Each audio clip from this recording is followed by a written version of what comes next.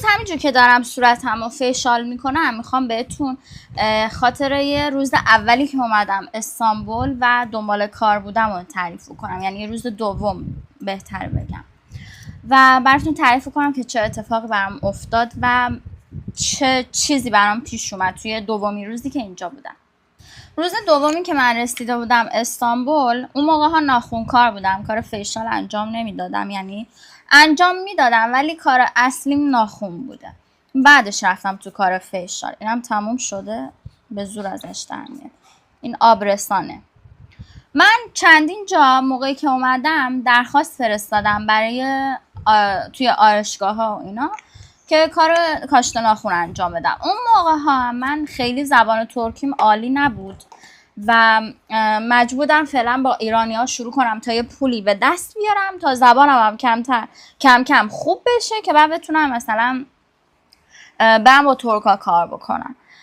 یکی از این آرایشگاه هایی که من همش براشون چیز فرستادم، رزومه و اینا فرستادم، یه آرایشگاه ایرانی که خیلی هم به خونم نزدیک نبود قبول کرد و منم اون موقع گفتم که حالا کم دوره که اشکال نداره، برو دیگه، حالا لازم داری پولشو.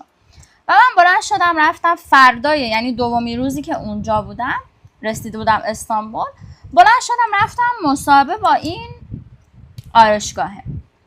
آرایشگاه هم ایرانی بود، یه مادر دختری هم چیزش بودن، رئیس اون آرایشگاه، یعنی سالن مال خودشون بوده و ازم تست گرفتن. اولین باری که مثلا وارد شدم بهم گفتن باید تست بدی. منم تست دادم، تست ترمیم ناخون بود، تست دادم و قبولم کردم. هر دوتاشون گفتن که کارت خیلی خوبه، عالیه، بیا میتونی با همون همکاری رو شروع کنیم. منم از این قضیه خوشحال.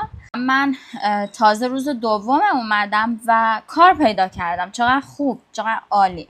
درآمد کاشت ناخونم خیلی زیاده، اصلا همون 4 سال پیش زیاد بود، الان هم خیلی زیاده و من از این مسئله خیلی خوشحال بودم و من شروع به کار کردم. همون روز بهم گفت بمون تا شب، تا ساعت 8 شب میتونی کار بکنی.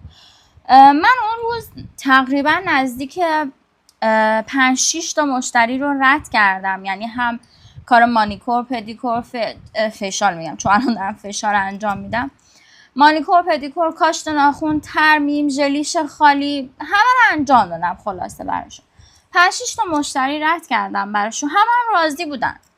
اصلا یه نفر نمیومد بگه که من راضی نیستم از کارش، چرا مثلا این ناخون کار داره، کار بر من انجام میده. همه راضی بودن و تموم شد اون روز. ساعت 8 که تایم کاری تموم میشد، من اومدم رفتم بهشون بگم که خب حالا من فردا ساعت چند باید بیام، چجوری جریان، پول امروز رو به من میدید یا ماهانه میدید، چی کار میکنید و فلا، که من اشتباه کردم. باید همون لحظه‌ای که رفته بودم همه اینا رو ازشون میپرسیدم. این اشتباه من بود، شما این اشتباه نکنید. من رفتم که بهشون بگم، مادر و دختره در اومدن به من گفتن که نه، ما از کارت راضی نیستیم، اصلا نمیخواد اینجا کار کنی، امروز بس بود. حالا جریان چی بوده؟ جریان این بوده که ناخونکارشون اون روز نیومده بود، کارشون لنگ افتاده بود و منو نگه داشته بودن که کار ناخونکارا رو انجام بدم، بعد ردم کنم برم. در این حد هموطن خودت توی کشور غریب باهات این کارو میکنه. و من هرچی بهشون گفتم بابا شما که صبح به من گفتین قبولت کردیم، میمونی پایی، چه داستانیه این، چه وضعه فلان، قبول نکردن. هرچی بهشون گفتم قبول نکردن، گفتن که نه ما نمیخوایم، تو اومده بودی فقط تست بدی.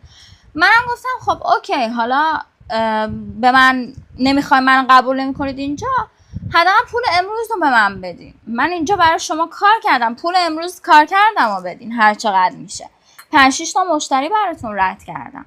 نه ما پول کارکردتون نمیدیم، هر ایرانی میاد اینجا میخواد کلاهبرداری کنه، ما چندین سال اینجا این فکر میکنیم. من نمیفهمم که از من پول این روزو میخوای، تو اومده بودی تست بدی، چه پولی بخوام بهت بدم و از این حرفا.